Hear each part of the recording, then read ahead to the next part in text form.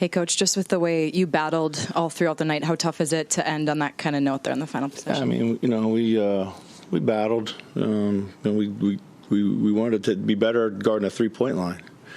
That's kind of what kept them in the game when we were able to build leads, and then sealed it for them. Two overtime threes, both of them off-ball discipline was poor.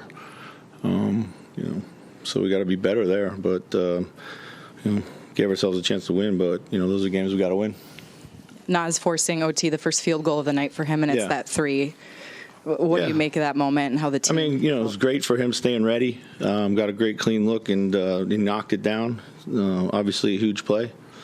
But we just have to get a little bit better bench play all around. When we were on our little run out west, we had good production from our bench, and we haven't really had that in a couple games. So we got to get those guys playing better somehow. Chris, it seemed like the third quarter was the big one, 37-20. What made it so difficult to get any offense kind of going in that? Yeah, we missed chippies, we missed layups, we missed some open stuff. We kind of lost our flow.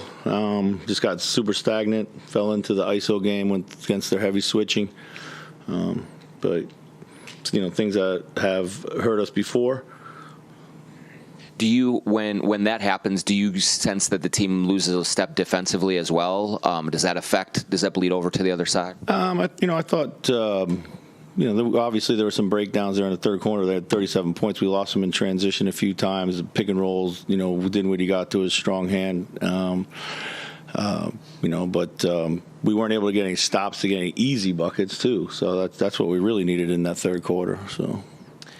Ant had unbelievable moments, and then had some moments of shot selection and things that were head scratch. Is that being 21, or how do you kind of assess the ups and downs that you go through with him sometimes? Yeah, I think for sure. I mean, it's part of the growth curve. I think the 2 assists is not enough. I think he's got to create more ball movement, particularly with the gravity that he has. I think this is 2 games in a row where he doesn't have enough assists for my liking, but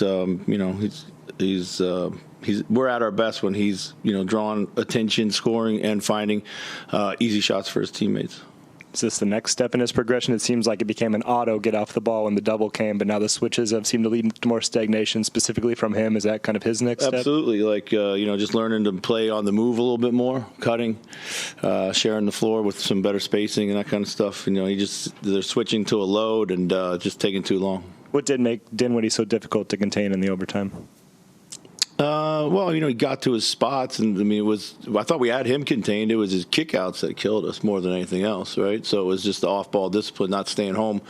And that's what we talked about, was staying home and take away the three-point shot. So, Chris, what has gone into Rudy developing more of a offensive initiation, kind of independently this season? How have you seen that grow?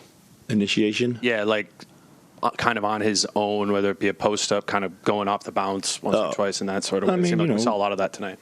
Yeah, they played a lot of small lineups. We've been trying to, punish, small lineups by at least we were able to draw fouls.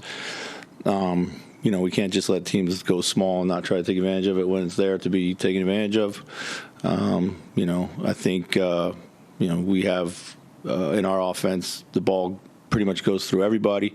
They were switching all the pick and rolls. At one point in time, it was kind of the only thing we had was just trying to pound it inside, see if we get some fouls. That was probably more the case tonight.